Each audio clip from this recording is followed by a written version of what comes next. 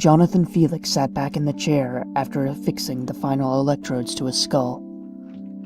He currently reclined in one of the most expensive private scientific investments in the world, and today was the fruition of his and many others' efforts. The aim of the project was to open a human being's mind and allow them to perceive one of the spiritual dimensions above the mediocre three. The actual result was still a point of debate, but it was suspected that the individual would be able to study all possible universes that could be created from his actions, and then choose the one that he wished to follow. A man whose every action would be perfect, as he had already witnessed the results. Felix had jumped at the opportunity, because he was young and headstrong, in his early 20s and brilliant in the field of quantum mechanics. He was relishing the opportunity to apply the usually theoretical aspects of his craft to a physical medium. He gave the final thumbs up to the text behind the safety glass, and they activated the first stages of the machine. A microphone in the room relayed his words as the process started. "If I have seen further than others, it is because I have stood on the shoulders of giants." Imitation was the highest form of flattery, he thought with a grin. The chair reclined back until it became a flat table, and a large, rotating dome lowered down to encompass his entire body. Within the dome, there was a complex, crystalline structure lining the inside.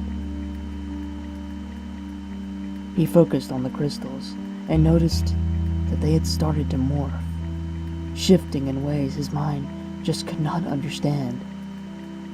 He started to feel lightheaded and dizzy. His sight was suddenly filled with explosions of light, and his body started to spasm. Reading his health signs in the control room, the engineers instantly halted the operation. A medic ran in and checked the vitals of Felix, and was pleased to find a weak, yet consistent heartbeat. Felix opened his eyes a couple minutes later. He looked up at the doctor and suddenly jerked up as he realized where he was. "What happened? I don't feel any different." The doctor smiled and patted him on the shoulder. "Any landing you can walk away from, right?" The doctor turned to walk away, caught his ankle on the trailing cable, tripped forwards, and cracked his forehead against the corner of the table. His head twisted into a sickening angle.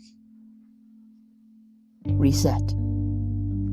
The doctor turned to walk away, caught his ankle on the trailing cable, tripped forwards, and then was grabbed from behind as Felix threw himself from the chair, stopping him inches from the table corner. Felix collapsed and threw up, his hands shaking. He realized that he had just perceived two universes and had actively chosen the one he wanted. He smiled at the doctor. "I did it! I can see them! I can see them all!" Felix's smile faded. He now saw two new universes, both the same as far as he was aware. Suddenly, a third, a fourth, a fifth blossomed in his mind. He could see all of the possibilities that he was capable of.